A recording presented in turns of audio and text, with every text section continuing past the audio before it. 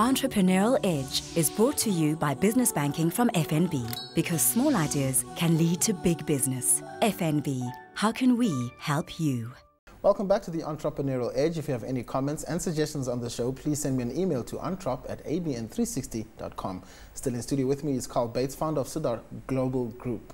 Well, SIRDAR Global Group, a bit of a tongue twister, started in 2007, a fairly recently formed company. How did you start it?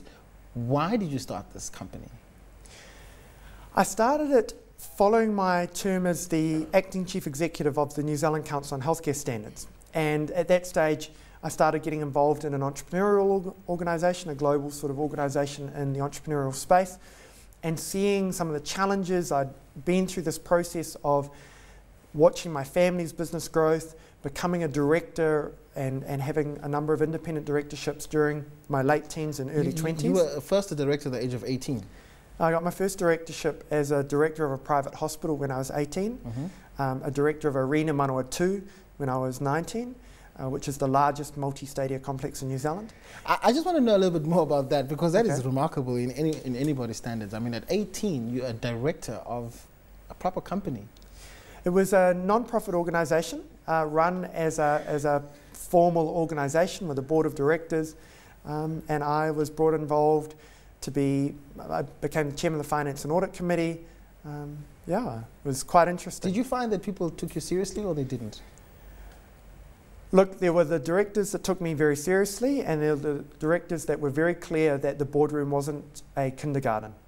And in fact, just as a side story, when I was 21, I was actually in a boardroom on my 21st birthday, or just a couple of days before my 21st birthday.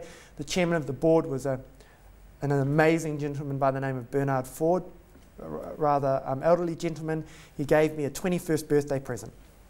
And one of the directors, who was also an elderly gentleman, stood up, walked out of the room, and with some language I can't use on this show, made it very clear the boardroom wasn't a place for a 21-year-old. Wow. So I've had both sides, some great mentors in the boardroom and some people who certainly didn't think it was my place. So you started this company in 2007, and yes. And how, what have you achieved since then in terms of your global reach, in terms of what you're trying to do, and uplifting businesses, allowing them to experience extreme growth? Look, we've been involved in a couple of different countries. We were in New Zealand and South Africa and Australia for a while, with a brief sort of touch into the United Kingdom. And then, like many entrepreneurial ventures, this was a brand new concept. There's no one else that does what we do globally.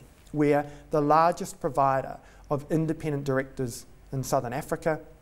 We're the only people that do this around the world, where we literally provide legally liable, independent, non-executive directors for business. And along with that, the governance process. So it's quite a unique concept. And so let me just understand this. Yep. Your company provides directors for those that need your services. Correct. What, do they employ your directors? Do they go in as advisors? No, they go in as legally liable directors that sign the company forms to become a legally liable director on the books of the companies in which we're involved. And then we run the entire governance process. We run the methodology. They operate using our language and our thinking, things like the SIRDAR Governance Compass, the SIRDAR Management Compass, which are great ways of simplifying some of these concepts to make it easy for small and medium business owners to understand and So use. effectively they run the company for the small business. Now, let's make a clear distinction, and this is one of the things that often people get confused in the governance space, is when we talk about directors, people often go to the executive team, the management team, the guys who sit around and operate the business. No, we're talking about independent directors who sit on the board, who attend the board meetings, who challenge management, who drive strategy, but they're not running the company. That's the role of management. These guys and girls are providing the thinking and the challenge and the accountability at board level. All right, and the name SIRDAR, why did you choose the name SIRDAR? Look, SIRDAR is the name given to the lead Sherpa on a mountain expedition. So where others see a mountain of difficulty, the SIRDAR sees a clear path of opportunity. They choose the right team, decide on the route, and know when to go for the summit. So what we do in SIRDAR is literally enable our clients to reach the summit of extreme business success. Okay, so we're talking about making superstars into these, making business people into superstars.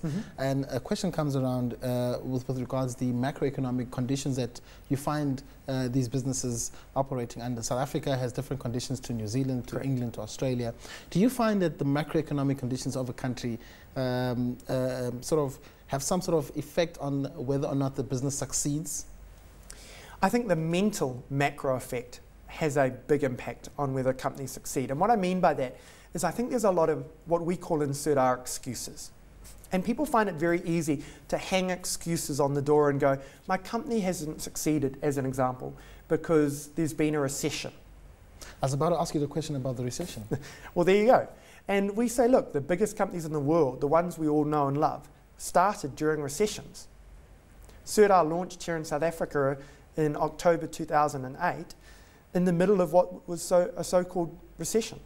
Yet we've doubled on size every year since we launched here in South Africa in October 2008. So for me, the macro condition is often the mental picture that people have about what's going on in an economy.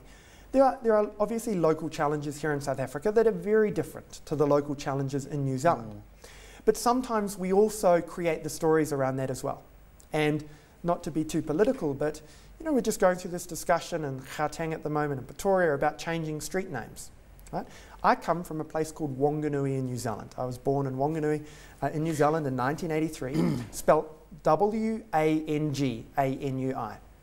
About 2 years ago, the minister, the appropriate minister in government in New Zealand, proclaimed that Wanganui would now be spelt the traditional way, W-H-A-N-G-A-N-U-I, which also has a different pronunciation.